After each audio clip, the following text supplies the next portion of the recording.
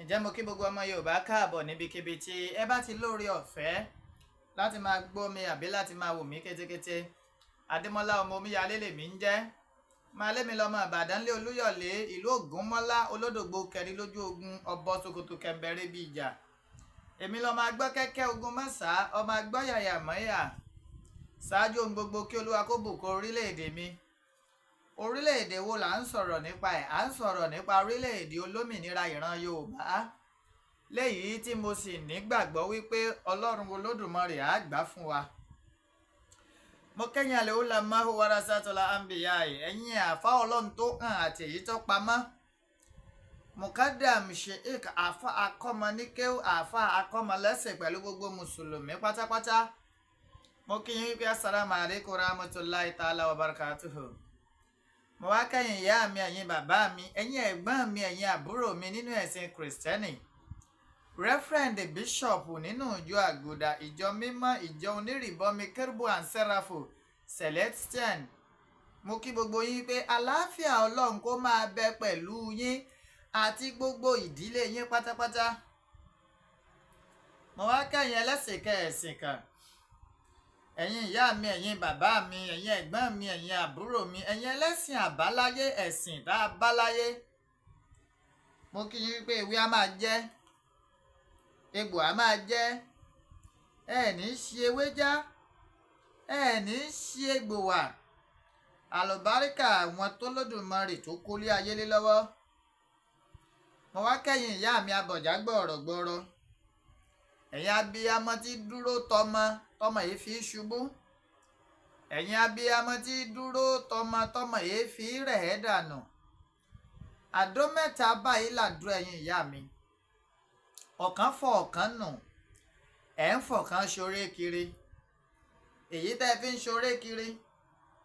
Ẹ fi ṣàwa ọmọ Yorùbá, ẹ fi ṣe wá lóore owó. Ẹ fi ṣe wá lóore ọlá. Ẹ fi ṣe wá lóore àìkú tí í ṣe baálé ọrọ̀ tó rẹ́yìn làgbà gbanigbani. Mo wá ṣèbà orí tó kún tí ò níná. Mo ṣèbà ọjà tó kún tí ò lérò. Mo wá ṣèbà oko tó pọ̀ jaburata tí ò nírúgbìn. Ẹ̀yin àgbà gbanigbani mo ṣèbà yín o. Mo kí kábíyèsí Oonirisha. Àrólé Oòduà Jẹgbẹ̀nẹ̀bí àti àkún aláṣọ àlàfófó gbò. Ọ̀jájá fìdí ọ̀tẹ̀ jalẹ̀. Ọba Babátúndé ẹni ìtàn Adéyẹyè Ògúnwùsì kábíyèsí o. Àrólé Oòduà.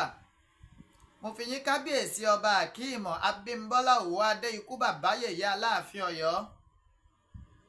Mo wá kí bàbá tèmi ọba Dr.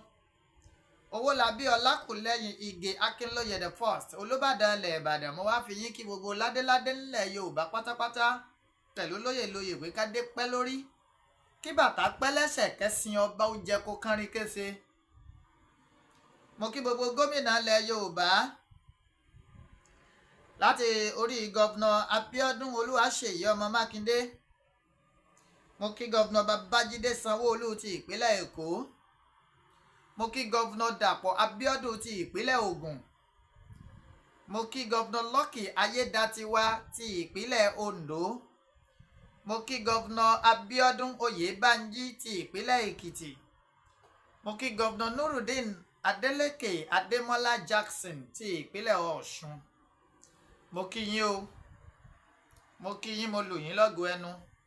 Bó tiẹ̀ jẹ́ wípé ọ̀rọ̀ tí mo fẹ́ sọ náà ń máa sọ̀rọ̀ tí ń tì máa ju òkòlù àpèrè ẹ̀yin gómìnà ilẹ̀ Yorùbá. Bẹ́ẹ̀ ni. Mo kí bàbá mi Professor Banji Akíntóyè alànà fún gbogbo ìran Yorùbá pátápátá. Happy birthday in advance. Happy birthday in advance bàbá mi Professor Banji Akíntóyè. Ọjọ́ yín á túbọ̀ dalẹ̀. Ẹ fọwọ́ páwú jù báyìí lọ, ẹ sì fèrègì jòbè. Ẹ ti dàgbà ẹ ní dàgbà yà. Àlùbáríkà àwọn tó lódùmarè tó kólé ayé lé lọ́wọ́.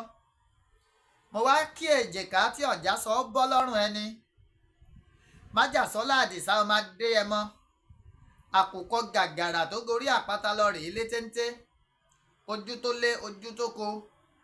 olówó orí ọkọ Tóyọ̀sí ọkọ Adérọ́pò, bàbá Michael, bàbá Yọ̀mídé, bàbá Ronaldo, bàbá Àṣàbí, bàbá ọmọ Ìgbòho mọ̀rẹ́, ọmọ alágbàdo òde, ọmọ ládéládé ládé aláàfin ọ̀ládé adé orí aládékún lágbà fáláàfin. Olóyè Sunday Igboho ṣàbàbá ẹ pẹ́ fún wa, ẹ pẹ́ bí ewé àpẹ́, àlùbáríkà àwọn tó lódùmarè tó kólé ayé lé lọ́wọ́.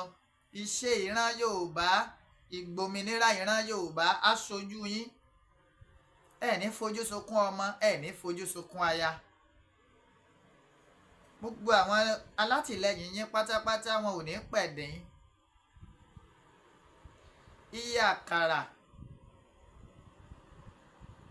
tẹ́ ẹ bá kó wọnú epo lẹ́ẹ̀kó padà bọ̀, àlùbáríkà àwọn tó lódùmarè kólé ayé lọ́wọ́ á tún lé. Mo kí gbogbo ọmọ Yorùbá pátápátá ní diaspora àti gbogbo ọmọ Yorùbá ńlẹ̀ kóòtù òjíire. Mo kí gbogbo ọmọ Yorùbá ní Kwara, mo kí gbogbo ọmọ Yorùbá ní Kogi, mo kí gbogbo ọmọ Yorùbá ní Delta, mo dẹ̀ kí gbogbo ọmọ Yorùbá ní Bayelsa. Ìpè ẹrù tí abiyamọ kì í tú wò wọn ò ní gbé ka yín mọ́lẹ̀. Kí ló mú mi jáde? Àwọn àgbàbọ̀ wọn ní ó ń bọ̀ àwọn làádẹ́ẹ̀dẹ́.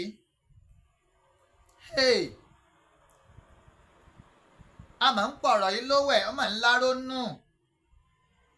Mufti ìlú Ìwó ìmọ̀ ń dán bẹ́ẹ̀ wò. Bó jẹ́ kí n béèrè kan lọ́wọ́ ẹ̀yin àgbààgbà ilẹ̀ Yorùbá. Èé ṣe tẹ́ ẹ dágunlá sórí ìpè tí àwa ọ̀dọ́ tà ń pè tẹ́ ẹ sọ̀rọ̀ kankan lórí ẹ̀. À ń sọ fún yín wípé Sharia court tí wọ́n ń dá sílẹ̀ tí wọ́n fẹ́ dá sílẹ̀ ńlẹ̀ Káàárọ̀ Oòjíire táwa ọ̀dọ́ tà ń takò yìí, à ń sọ wípé kò dáa. Síbẹ̀síbẹ̀ ẹ̀yin tẹ́ ẹ ká pè lágbà, èmi ò mọrú àgbà tẹ́ ẹ jẹ́ ságbà kọ̀ọ̀yàn níyìn ni. Síbẹ̀síbẹ̀ ẹ̀yin àgbáyé ẹ̀ sọ̀rọ̀ ṣé ẹ fẹ́ ní àtúbọ̀tán rẹ báyìí.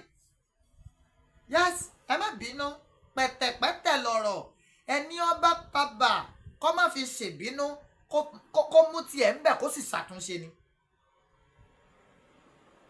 Ẹ̀yin àgbà náà lẹ sọ wípé orò tá a bá ń ṣe, tá a bá ń lé ọmọ ẹni nídìí ẹ̀ orò náà yìí pẹ́ parun. Ẹ sì ń ranjú yín kalẹ̀, ìṣẹ̀ṣe sì ń parun lẹ̀ Káàárọ̀ Oòjíire. Nǹkan tó yẹ kẹ́ ẹ gbájúmọ́ ẹ gbájúmọ́, ọ̀rọ̀ wọn ganu sí, wọ́n ga orí sí, ilẹ̀ wa gbárùkùtì. Mufti ìlú Ìwó àti Olúwo wọ́n sì fẹ́ islamize gbogbo ilẹ̀ Káàárọ̀ Oòjíire. Gani Adams ò sì sọ̀rọ̀ ààrẹ. Adúpẹ́ lọ́wọ́ gọ́vnà Abíọ́dún, Dàpọ̀ Abíọ́dún, ó sọ openly ní wípé Sharia court is not going to be allowed in Ogun State. Kò sáàyè fún Sharia court. We have customary court and we have magistrate court. We have high court nílẹ̀ Yorùbá. Customary court ló wà fún ìran Yorùbá. Wọ́n ń gbọ́ ọ̀rọ̀ Mùsùlùmí, wọ́n ń gbọ́ ọ̀rọ̀ Kìrìsìtẹ́nì, wọ́n ń gbọ́ ọ̀rọ̀ ẹlẹ́sìn àbáláyé. Èsè tí ọ̀rọ̀ Sharia court yìí tó wá múmú láyà Olúwo àti Mufti Ìwó. Òrè ẹ̀yẹ̀ wò ṣe ti rí ẹ̀rí pórí péèjì Mufti Ìwó ni ṣe ti rí, màá kà á fún yín. Osun State Independent Sharia Court, date Thursday 6 February 2025, time 10 a.m, venue Osun State Muslim Community Center, Ring Road, Òṣogbo. Ẹ̀yin ọmọ ìlú Òṣogbo, wọ́n ti fẹ́ gbèrú yín látẹ̀yìn. Lóòótọ́ Mùsùlùmí pọ̀ l'Ọ̀ṣun State, bọ̀ bí Mùsùlùmí ṣe pọ̀ tó ní Ọ̀ṣun State ni a ti fi ọwọ́ wẹwọ́. Kìrìsìtẹ́nì ti fẹ́ Mùsùlùmí, Mùsùlùmí ti fẹ́ Kìrìsìtẹ́nì, Kìrìsìtẹ́nì ti fẹ́ oníṣẹ̀ṣe, Mùsùlùmí ti fẹ́ oníṣẹ̀ṣe. Mo wá ń bi yín léèrè, báwo lẹ ṣe fẹ́ lo Sharia court wèrè tẹ́ gbé kí láàrin wa láì ní fi dá wàhálà sílẹ̀ fún wa.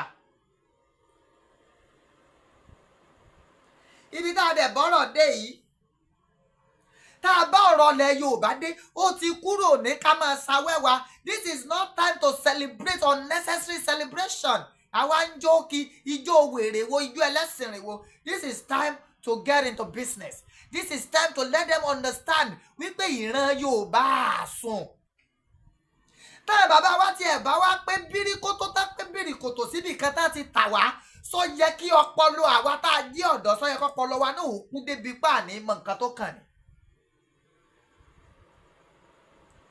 àǹfààní kí ni Sharia court tún fẹ́ ṣe fún wa nílẹ̀ Yorùbá.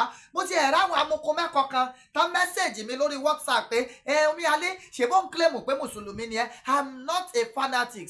mi ì ṣe mùsùlùmí alákatakítí. mo wá láti ìdílé oníṣẹ̀ṣe ni. ẹ gbọ́ torí pé kí ni ìdílé ọba mo ti jáde àyè sì fi Kùránì ìjọba ńlẹ̀ wa. ẹ lo àwọ̀ ìpẹ̀bí á ṣe gbogbo ẹ̀tọ́ tó yẹ ká ṣe. ẹni tí ó jọba ó dókè Ìbàdàn yóò wọnú ọ̀sẹ̀ méjì yóò bọ èṣù yóò ṣe gbogbo ẹ̀. ṣé kí n wá ranjú kalẹ̀ kẹ́ ẹ kó ìran Yorùbá lẹ́rú ni torí pé mo jẹ́ mùsùlùmí èwo ẹ̀sìn àjòjì. èṣù à ń bọ èṣù ńlé wa. èṣù àwẹ̀lé ẹ lọ rèé béèrè alégún tá à ń gbé ńlé wa kí wá ni. ẹ̀sìn mùsùlùmí ò ní fi ṣàṣílẹ̀. if that is what you care to know ẹlẹ́bọ lèmi ẹlẹ́bọ ni wá ràn nílẹ̀ kóòtù òjìire. tàbá gbẹ̀sìn kì í ṣe pé kẹ́ ẹ gba gbogbo nǹkan ìṣẹ̀ǹbáyé kẹ́ ẹ gbà lọ́wọ́ wa náà. èmi ń lo ẹbu mò ń fi ọṣẹ wẹ̀ mo ń ṣọ́ra mi ní náà. I'm protecting myself. kà á dà fún yín.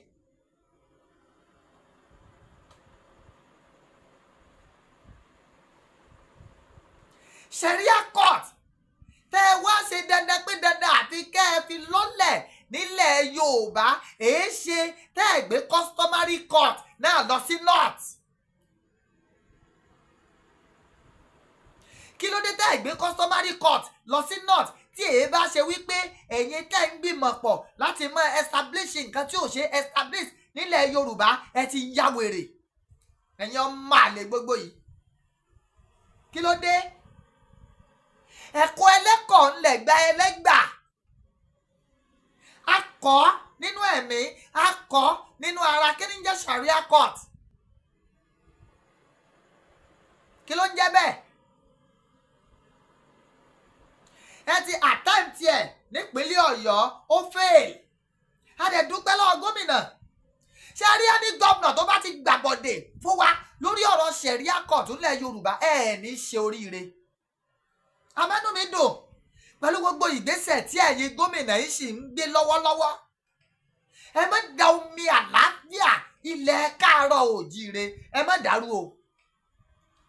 a fẹ́ Sharia court and we maintain it.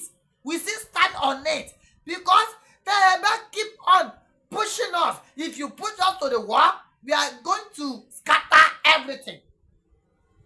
There is going to be a massive protest.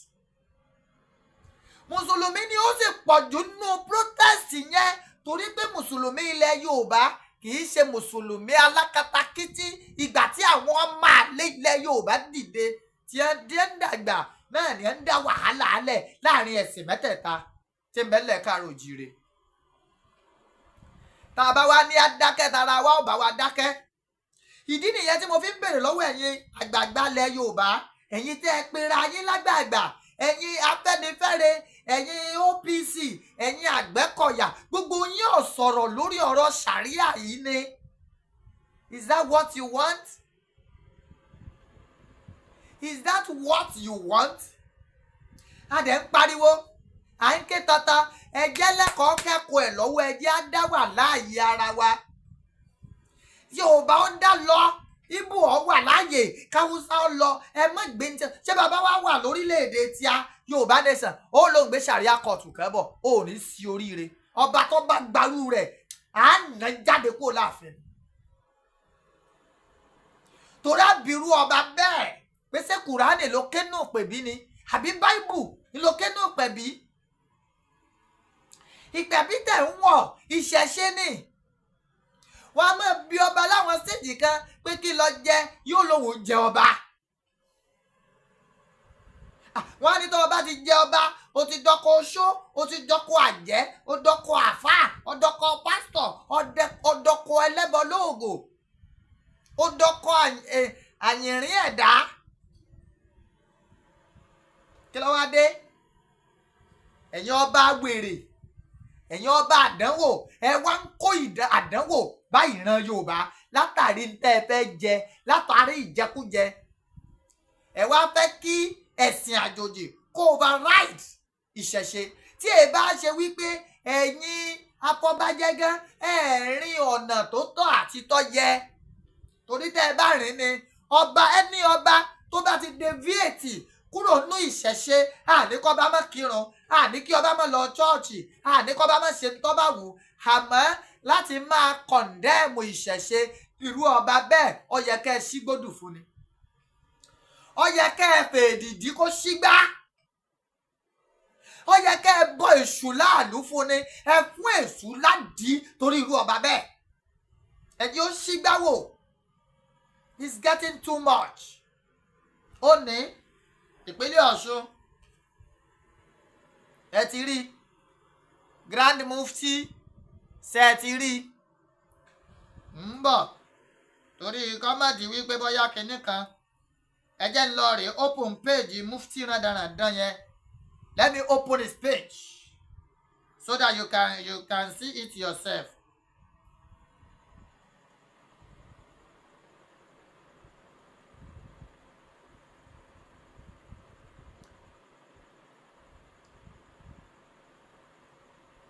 Let me open the page.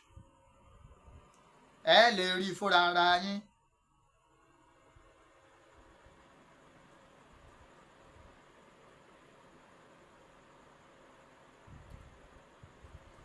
Ṣé ẹ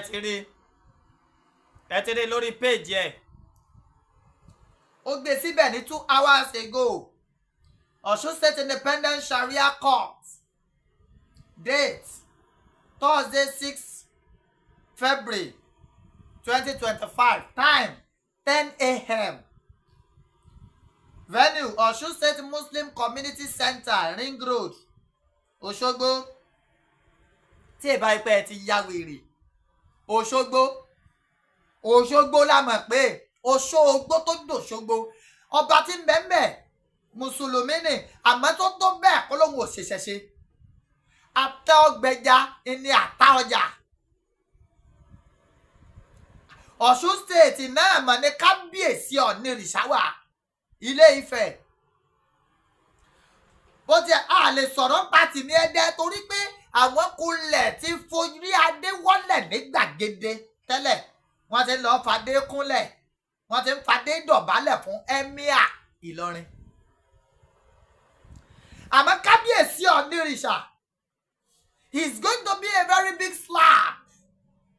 Tí wọ́n bá fi lè establish tí wọ́n launch Sharia court ní Ọ̀ṣun state. I know that is within your own jurisdiction. Ní góńgórí imú kábíyèsí lẹ́tí fẹ́ fi Sharia court lọ́lẹ̀ àrífín. Àrífín ilé ìyàgbẹ́. Kí ló dé? Àmọ̀ wàá dáràn o. Ta ni ń gúnyán gangan fún Mufti Ìwó tó ní tọbẹ̀ òṣòro jẹ́ ń wó ọkọ̀ burúkú títí ẹ̀ ń jẹ́ gan. Èèyàn kan sókọ rẹ̀ fún mi ń jọ́wọ́.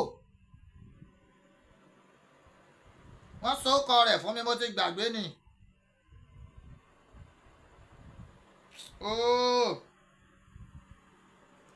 Ẹ jẹ́ ń wá orúkọ rẹ̀. Mo fẹ́ wá orúkọ rẹ̀ torí ẹ ti ń gúnyán fún tí wọ́n sọ fún pé tọbẹ̀ òṣòro bóyá Kọ́lú Onígbó bíi tiẹ̀ tí wọ́n jọ ń ṣèjọba ìpínlẹ̀ ìlú Ìwó tí wọ́n jọ ń ṣèjọba ìlú Ìwó bóyá ní gúnyán fún tó ní tọbẹ̀ òṣòro ẹ jẹ́ ń bi yín léèrè ṣé Olúwo ó ju gbogbo àwa ọmọ Yorùbá lọ ni? ṣé Olúwo ó tóbi jù Olúwo lọ ni? àbí torí kò yé mi gan-an láríjà tí Olúwo fi ń hùwà tí ń hù yẹn àti mufti Ìwó kò yé mi.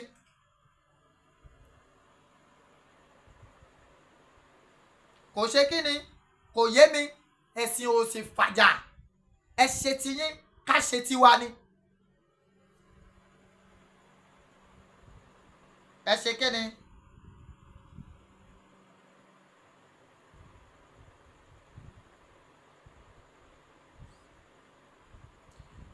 Dawudu ló ń jẹ́ Dawudu Imran mọ́lá asán àrí nǹkan lórúkọ ẹ̀. Dawud Imran mọ́lá asán àbí mọ́sòfò àbí kí ni jẹ́ lórúkọ ẹ̀ lórúkọ mufti Ìwó tí Olúwo fi jẹ tẹ́jọ́ wá ń fa igbó tẹ́jọ́ ń da ilẹ̀ Yorùbá rú ọlọ́gbọ́n da ilé àti ọ̀nà mufti rú. torí kí ló dé? We are enjoying peace in Yorùbá land. now tá a bá wá ní à ń ṣẹ́gun Fúlàní à ń ṣẹ́gun ajínigbé díẹ̀díẹ̀ tó wá jẹ́ wípé ọmọ Yorùbá wa náà ló tún bọ̀ bẹ̀yẹn gbẹ́bọ jẹ́ tí ń kógun jàran Yorùbá irú ọmọ bẹ́ẹ̀ ọyẹ abẹ́gi fún ni ẹ bẹ́gi fún mufti Ìwó. ọba tí bá ń tìkùn lẹ́yìn ẹ bẹ́gi fún irú ọba bẹ́ẹ̀. ẹ lọ rèé fi alálẹ̀ Oòduà ẹ fi ṣépè fÓlúwo ẹ fi gégùn fún mufti. torí pé kí ni wọ́n ti ń tẹ ojú ìran Yorùbá mọ́lẹ̀. Yorùbás are more than 60 million now. bẹ́ẹ̀ Olúwo àti mufti dẹ̀ ń kó wa mẹ́rẹ̀. Where did we get things wrong? ibo gẹ́gẹ́ láti tàṣìṣe sáwọn afọbajẹ tó mú Olúwo sáà náà ṣe mistake ni. sówó ló kún yín lè dá fi yan irú Olúwo gẹ́gẹ́ bí ọba ọwá ń sọ rẹ́dàrẹ́dá nígboro ẹnu all because ẹ ti gba owó lọ́wọ́ àwọn àràbù. kí ló dé? ẹ gba owó láti máa ta ìran yín. Olúwo ti gbàgbé wípé bóun bá tàran rẹ̀ lọ́pọ̀ kò ní padà rí wọn rà bọ́n bá dọ̀ wọ́n. Olúwo ń lọ sẹ́dẹ̀ ń bẹ̀ ẹ̀dẹ̀ jẹ́. tí ẹ̀dẹ̀ bá lé ẹ̀dẹ̀ tó Olúwo padà sí lolúwo ti bàjẹ́ yìí. mufti adìẹ rẹ ti ń sun sí sàásùn ká má bá ọ wí sàárì ara rẹ lọ ń bà á jẹ́. and I'm very sure tó bá yá àwọn ọmọ tó bínú fúnra ara rẹ ọmọ bá ọ sunkún torí wípé gbogbo ìran Yorùbá ń gbé ọ ṣépè.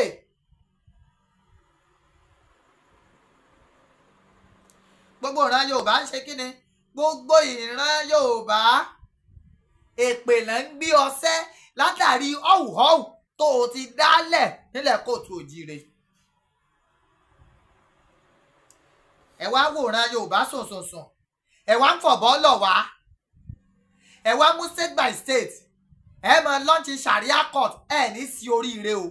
bí wọn náà ṣe ń ṣépè nìyẹn ló jẹ́ máa fún ọ lépè mufti Ìwó. Dáúdù ò ní sí oríire. ṣé Islam yìí náà kọ́ láwọn bàbá wa ṣe ni? Islam yìí kọ́ ló ṣe ni? now in the process bẹ́ẹ̀ bẹ́ẹ̀ ní Sharia court kí kírísítẹ̀nì náà káà náà ó gbé kóòtù kan jáde kó ní ṣẹ̀ṣe káà náà ó gbé kóòtù kan jáde ṣé ẹ̀ dá nǹkan rú ni? ṣé ẹ̀ ti dá nǹkan rú? ṣé ẹ̀ ti dá ìjà ẹ̀sìn sílẹ̀? ẹ̀yin olórí burúkú gbogbo yìí. mo wá fi àsìkò yìí pé gómìnà Ademola Adeleke Nurudeen Jackson ṣé ẹ mọ̀ pé yẹn ná ẹlẹ́sìn mẹ́tẹ̀ẹ̀ta ni yín mo like yín for that. kọ́ láwọn ìgbà kan ẹ̀ Mósè Ṣàngó dání mo dẹ̀ mọ̀ pé ń lọ church síbẹ̀ náà ẹ̀ ń re mọ́sálásí léyìí tó túmọ̀ sí ni pé sọ̀tún sòsì má ba bìkan jẹ́ ìníyín. ẹ máa gbọ́ ọkọ yín o Ademola Nurudeen Jackson ìlú jẹ́ ń fẹ́ràn orúkọ yín ẹ kí mo sábà máa ń pe mẹ́tẹ̀ẹ̀ta torí pé mẹ́ta lọ́kan lẹ̀sìn yín. ìtí mi ò wá tí ì mọ̀ ní pé bọ́yá ẹ ti ń jẹ́ Ifálékè àbí Ifádáre. ẹ jẹ́ ń pè ní Ifálékè torí Ọlọ́run gbé yín lékè láwọn ibì kan. bàbá wa Olúṣẹ́gun Ọbásanjọ́ gan pẹ̀lú ti ìwà ọwọ́ wọn ó sọ̀rọ̀ kan ní bí àyà àjẹta wọ́n ní bí ẹ̀ ń ṣe wà yìí kírísítẹ́nì làwọn ní tòótọ́ táwọn tó joyè nínú ìjọ àmọ́ wọn ò lè fi Ifá ṣeré sọ lórí ibú wálẹ̀ yẹn tẹ́ ẹ̀ jẹ́ nǹkan kan ni. Mufti Ìwò ìrìnwó ló ti rìn nú ayé kí ló ti gbèsè nú ayé tó wá dẹranko sílùú. tàbá sì ní aka irú inú ẹrú àbàjẹ́ ọmọ sànsì ni ọ́ tí kókópó bá yà ẹ̀.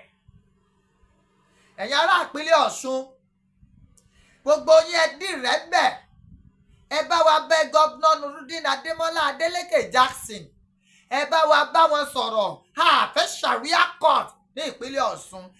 Let all of you, all the Southwest governors, take a bold step. ṣebí a ní governors forum ti yín Southwest governors forum ẹ make a declaration ẹ declare wípé nílẹ̀ Yorùbá àti àwò for peace to continue reigning we don't want Sharia court. kò sí ní ta fẹ́ fi Sharia court ṣe kò sí. ní ìgbà tẹ́ ẹ kàn fẹ́ máa tún ìran Yorùbá níràn ìní Sharia court wèrè sẹ́ǹgbẹ́kì àwa náà ó sì tọ́ yín. ẹ wò ó ti fẹ́ débi ológun tí í sá a mọ àwọn mùsùlùmí dáadáa a mọ Sheikh Sulaiman Oníkíjìpá a mọ bàbá wa Táyéṣe Jákmà a mọ bàbá Ọ̀tẹ́ àfá Akíìmù l'Óṣogbo a mọ àwọn àfá tí wọ́n ń sọ tòótọ́ tó ń jíṣà òótọ́ lọ́nà òótọ́ láì ṣe kiri láì mú ẹlẹ́yàmẹ̀yà dání. Àgbàlá Gabriel ṣètò níbi ọjọ́ bíi mélòó kan sẹ́yìn àwọn àáfà irọ́ àáfà òtítọ́ lójú àbígan ló ṣe program Àgbàlá Gabriel lọ torí ìfẹ́ tí ń bẹ ńlẹ̀ Yorùbá ni ẹ̀yin olórí burúkú kan ẹ̀ wá fẹ́ bàjẹ́ ẹ̀ ní sí oríire. Let everybody rise up to this challenge. Osun State in particular.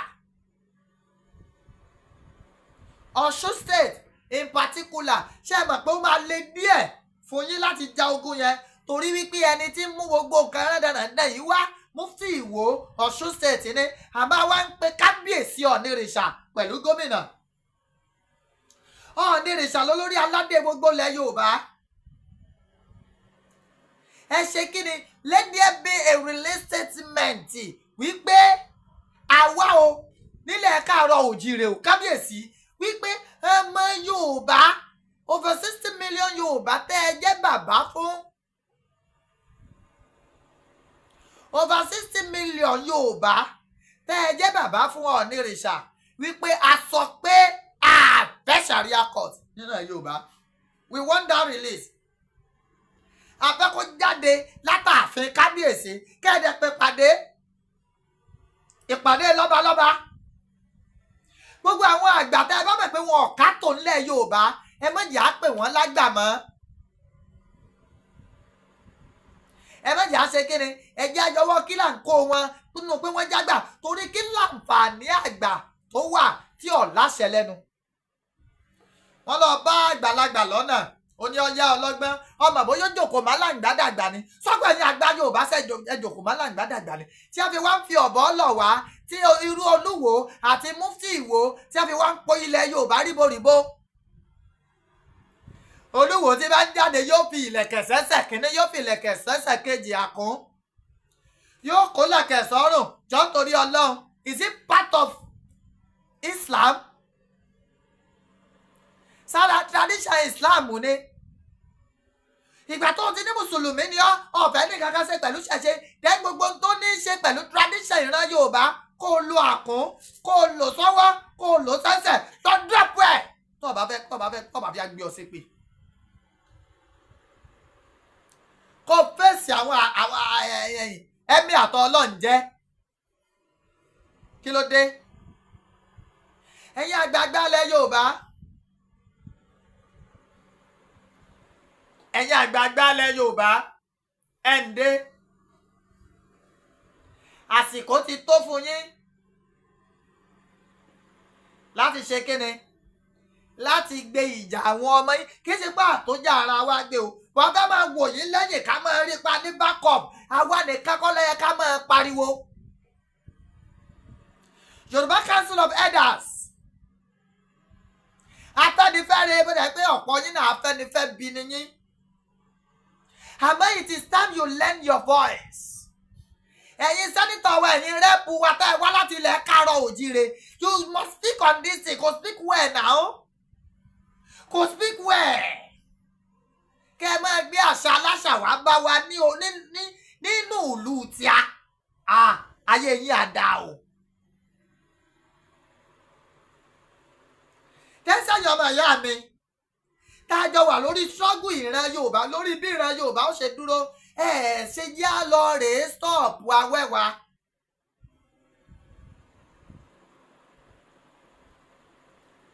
Ẹ ṣe kí ni ẹ yá lọ rèé stop awẹ́wà.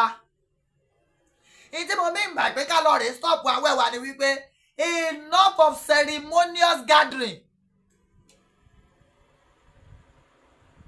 It is high time to get to work. Iná ti jó lórí kókó. Kò sáyè ipa wà nìkan, à ń ṣe gathering kan. If it is a massive protest we are going to stage, let us do it. Ẹ jẹ́ wọ́n mọ̀ wípé a ṣì wà lórí ipa a fẹ́ gba òmìnira fún ìran Yorùbá pa àti ìdákẹ́. And let me tell you this. Bí nǹkan ṣe ń lọ yìí àdúrà ò ní pẹ́ gbà. Ẹ gbọ́ let us be prepared. Ẹ jẹ́ àti múra de ògo wa tó fẹ́ tẹ̀ wá lọ́wọ́. Ẹ má jẹ́ àṣẹ̀ṣẹ̀ máa parí ìbàrìbà. Let us have a plan on ground. Kò sáyé awẹ́wà mọ́. Let us get to business. Let us be serious. Ìta àti fi gbogbo ọdún bíi méjì tí ìyá onítìrí ẹ tó ti tàn wá pẹ̀lú ẹ̀. Let us stop that and get to work. If truly tí gbogbo wa bá ṣe tán láti fara wa jìn fúnra Yorùbá. Let us start from the scratch. Ká tún gbé ẹ rí wípé kábíyèsí Ọlọ́run. Olóyè Sunday Igboho ṣá ìgbà tí ẹ ń gbé nígbà yẹn ariwo yẹn ń rinlẹ̀ everywhere shake.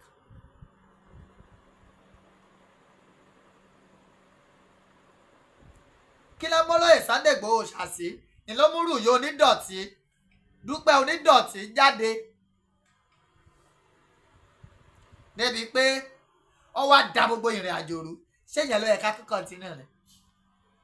That's why I'm saying ẹ jẹ́ gbogbo wa jáde ẹ jẹ́ àfìmọ̀ ṣọ̀kan kì í ṣe bí iye onídọ̀tí mọ̀ ń sọ o ẹ jẹ́ let's look for a way ká béèrè lọ́wọ́ bàbá wa níbo ni ìrìn àjò dé ẹ wá jẹ́ àgbẹ̀ ká bẹ̀rẹ̀ ní Rabaji gan àti ní Rẹ́gẹ́dẹ́ fín ká bẹ̀rẹ̀ iṣẹ́ tààrà. Òmìnira ìran Yorùbá a gbọ́dọ̀ gbà á. Tá a bá gbà tán ká wá júwe ilé fọ́ba kọ́ba tó bá wùwàkiwà. Ẹ̀yin ará Ọ̀ṣun state Òṣogbo in particular ẹ má fààyè gbàgbàkúgbà o. Ẹ̀yin ará Àwó ẹ má já yín so. Ẹ̀yin ará Àwó àpọ́nlé púpọ̀ ń bẹ fún ìlú Ìwó. Àpọ́nlé púpọ̀ ó wà fún ìlú Ìwó. Olúwo àti Mufti ti ń já ráǹkì ìlú Ìwó jù. Wọ́n ti ń jẹ́ káwa ọmọ Yorùbá máa fi ẹnu àbùkù kan ìlú Ìwó. Torí wípé a ti ń rí Ìwó gẹ́gẹ́ bí ibi tí ọ̀tá fẹ́ gbà wọlé sí àlà. Ààrẹ Ọ̀nà Kakanfò Gani Adams ẹ sọ̀rọ̀ kí lórúkọ pírẹsidẹ̀ntì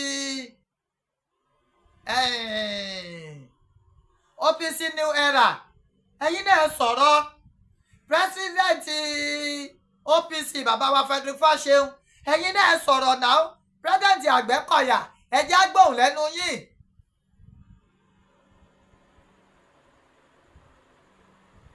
ẹ jẹ́ á ṣe kí ni ẹ jẹ́ á gbóhùn lẹ́nu yín. Afẹ́nifẹ́re say something. ẹ mọ́kàn yapa ẹ máa gbowó ẹ máa support àwọn ọ̀tá àràn Yorùbá mọ́.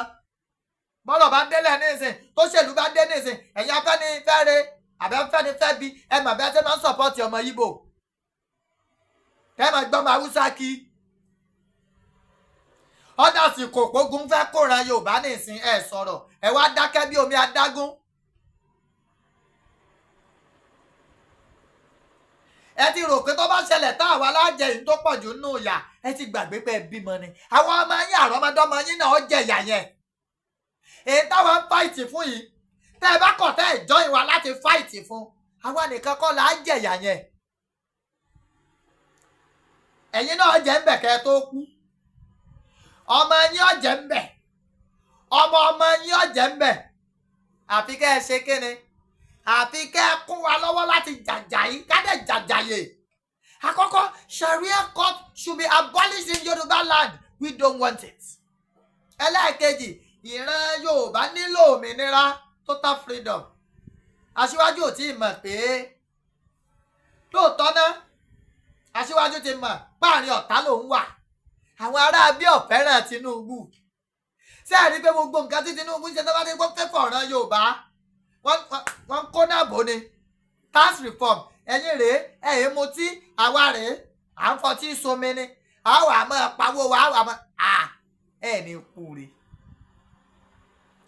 a sì ní ẹjọ́ owó ìpínlẹ̀ Ọ̀yọ́ ó dúró sí ìpínlẹ̀ Ọ̀yọ́ ẹjọ́ owó ìpínlẹ̀ Ọ̀ṣun kó dúró sí ìpínlẹ̀ Ọ̀ṣun ẹjọ́ owó ìpínlẹ̀ Ògùn kó dúró sí ìpínlẹ̀ Ògùn ẹ wá kágídí borí bíi fáànù Ìgbò.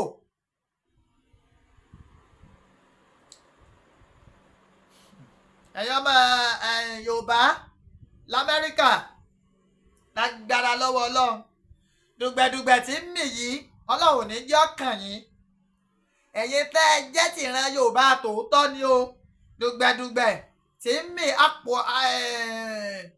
ẹ̀pọ̀n àgbò tó ń mì yìí Ọlọ́run ní jẹ́ ọjà bọ́ fọ́. gbogbo tí ààrẹ orílẹ̀-èdè Amẹ́ríkà tó lóun ó ṣe do this do that Ọlọ́run ò ní jẹ́ affect ọmọ Yorùbá kankan àlùbáríkà àwọn tó lódùmarè tó kólé ayélé lọ́wọ́. fíndígálá báyìí lọmọ gbégbé tó kú èèmọ̀ bọ̀ okó kì í jagun àìsẹ́ gbégbé gbé sóko gbogbo ẹ̀yin ọmọ Yorùbá ẹ̀ ní gbé sóko.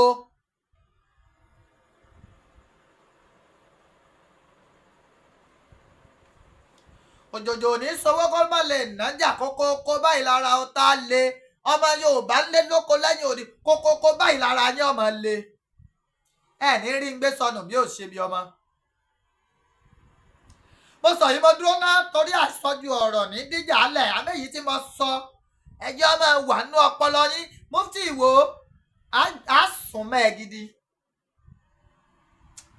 á ṣe kíni wà tólúwò á sùn mọ́ yín á kọlù yín torí ẹ̀ ń fogun jàrán Yorùbá. ẹ̀yà ará Ọ̀ṣun state say no to Sharia court. Kábíyèsí Oonirisha we want to hear your voice. àwa ọmọ yín fẹ́ kẹ́ ẹ sọ̀rọ̀. ẹ gbọ́ afẹ́kẹ́ ẹ wí nǹkan kan lórí ọ̀rọ̀ Sharia court yìí nílẹ̀ Yorùbá. àbọ̀ tẹ́yìn lọ́rùn ní kábíyèsí afẹ́kẹ́ ẹ sọ̀rọ̀ lórí ẹ̀mọ̀nàkà yìí. I really appreciate you all for watching me. But I keep on saying it. Ẹ máa ràn mí lọ́wọ́. Ẹ̀yin ni mò ń jẹ́. Àbáǹkúrọ́ fúnra wa ló kù. Ẹ̀yin ni mò ń ṣe kí ni? Ẹ̀yin ni mò ń jẹ́. Message me on my WhatsApp. You can give me anything. I will appreciate it. I will do what? I will appreciate it. And the number is 09036 371643 09036 36371643. I repeat, 09036371643. WhatsApp number. Ẹ mẹ́sẹ̀gì mi, ẹ appreciate mi, mo fọlọ́ ń bẹ̀ yín. A ra dátà, a ra gbogbo ẹ̀, ẹ̀yin náà là ń jẹ alẹ́ lòmíì tá ń jẹ. Lágbára lọ́wọ́ Ọlọ́run, àpò sásàmùra ò gbẹ rí, àpò yín ò ní gbẹ. Gbogbo ibi tẹ́ ẹ ti ń mówó ẹ máa fún wa, àgbà náà ò ní wọ́bẹ̀. Ẹ ní náwó kan tán kẹ́ ẹ tó rí mi. Àlùbáríkà àwọn tó lódùmarè tó kólé ayé lé lọ́wọ́.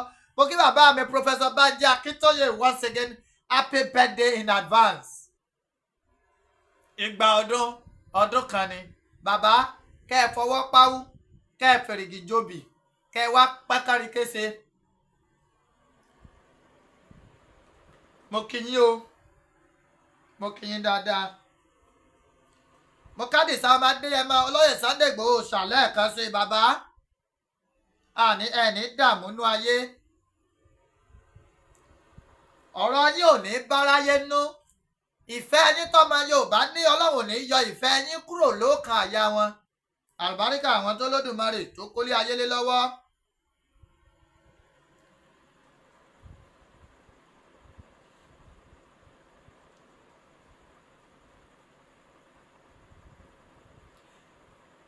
Ọ̀rọ̀ tí Olúwo tí Mufti Ìwó tó sọ, mo tún ṣẹ̀ṣẹ̀ mo rántí ni.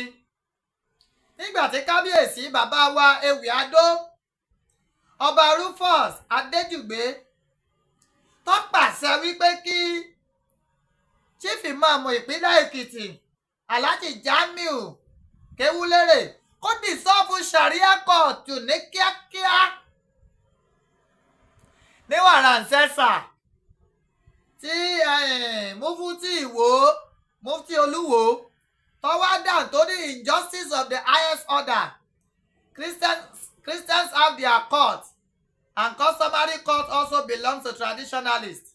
Sharia court has not even been established, just as a Sharia panel, and you have started raising eyebrows. So you must leave, but the Muslim must not. Judge yourself. You people hate peace, and where there is no justice, there can never be peace.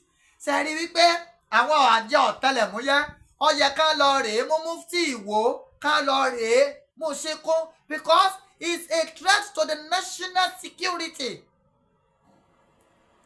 He said there can never be peace. Òun rèé, òun ló sọ. Ó ní customary court belong to the traditionalists. Ṣé ẹ bá rí wípé Mufti Ìwó ti forí gbálẹ̀? How is that? Bó ló ṣe jẹ́ bẹ́ẹ̀? Wọ́n ń gba sàtífíkẹ́ẹ̀tì ìgbéyàwó ńbẹ̀, àti kírísítẹ́nì àti mùsùlùmí àti oníṣẹ̀ṣe, wọ́n à ṣe fògùn ojú lọ́ọ̀yàn ẹ̀ ń bá lọ ní. Kóòtù wo kírísítẹ́nì dálẹ̀ tí èyí bá ṣe pé Mufti Ìwó ó ti kú lọ́pọlọ. Ẹ wo, I don't want to talk much. But àjọ ọ̀tẹlẹ̀múyẹ́ gbogbo elétò ààbò ẹ lọ rèé bá wa mú Mufti Ìwó. Ẹ lọ bá wa mú.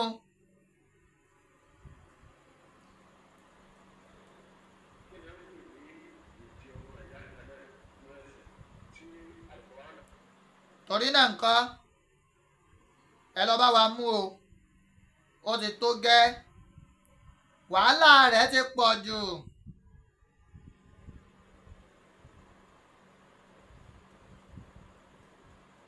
Wàhálà rẹ̀ ó ti ṣe kí ni? Ó ti pọ̀ jù. Ẹran gidi ni Mufti Ìwó.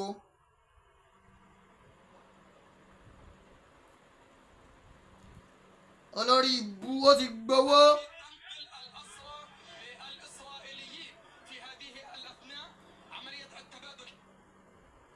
Ẹ ṣé mo dúpẹ́. Don't forget, ẹ kún mi lọ́wọ́, mo fọlọ́dùmarè bẹ̀yìn. Kí ìrìn àjò ẹgbẹ́ láàrin bí ijọ́ mélòó kan mo ilẹ̀ sáfẹ́rẹ́ ni. A dẹ̀ nídìí dátà láti máa fi ṣiṣẹ́. Orúgànjọ́ làwà yìí, Thursday. A nídìí dátà. òru náà la lè pass message jù torí lọ̀rọ̀ tá a fẹ́ sọ ó ti sọ̀kalẹ̀. Yes. 09036371643. I love you all. God bless you. Yoruba Nation, no going back. We are fully prepared. We are prepared. Thank you. God bless you. Igboho OOSA, iṣẹ́ rẹ̀ tẹ̀síwájú.